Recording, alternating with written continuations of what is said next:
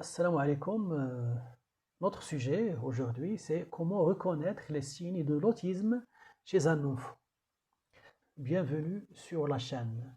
Aujourd'hui, on va parler d'un sujet super important, un sujet qui peut vraiment changer la vie d'un enfant, d'une famille ou même d'une classe entière.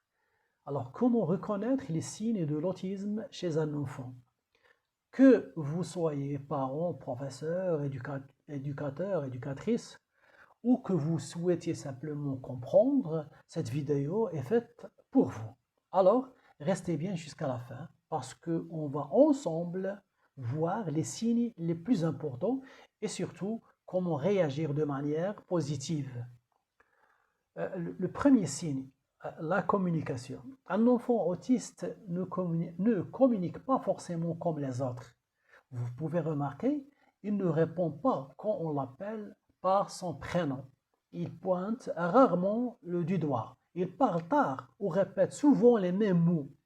Il préfère parfois les gestes, les images ou les objets pour communiquer. Il regarde peu dans les yeux. Et attention, cela ne veut pas dire qu'il ne veut pas communiquer, mais qu'il communique, mais différemment. Deuxième signe, les interactions sociales. Un enfant autiste peut avoir une façon particulière d'entrer en relation avec les autres. Par exemple, il aime jouer seul, il a du mal à comprendre le sourire, la colère ou les gestes des autres. Il ne cherche pas toujours à partager ses jeux. Il peut sembler dans sa bulle, mais ça ne veut pas dire qu'il n'aime pas les autres. Il perçoit simplement le monde, mais d'une manière différente. Troisième signe, les comportements répétitifs. Là, vous pouvez voir des balancements du corps, des battements de mains, l'enfant qui range et aligne des objets, des répétitions de mouvements. Et il a une passion intense pour un sujet précis, par exemple les trains, les planètes, les chiffres, ainsi de suite. Ces comportements ne sont pas bizarres, mais ce sont des façons pour lui de se rassurer et d'organiser son monde. Quatrième signe, la sensibilité sensorielle. Les sens d'un enfant autiste peuvent être beaucoup plus forts ou au contraire moins sensibles que la moyenne. Euh, Premièrement, l'hypersensible. Les bruits forts les frais. Certaines lumières le dérangent. Les vêtements peuvent le gêner. Les odeurs le perturbent. Hyposensible, il réagit peu à la douleur. Il aime sauter, bouger et tourner. Alors, il aime les pressions fortes, les câlins serrés aussi.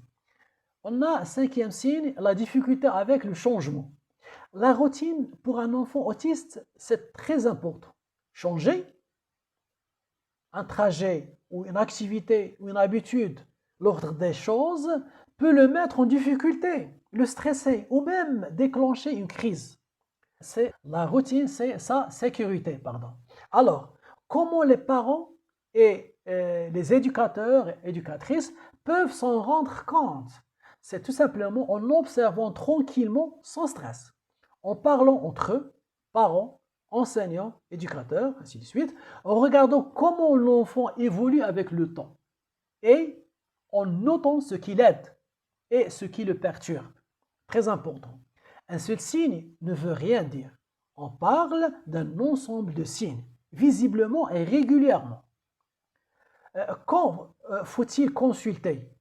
Si plusieurs signes apparaissent ensemble, il est conseillé de consulter soit un pédiatre, un médecin, un psychologue spécialisé, ou un centre médico-psychologique.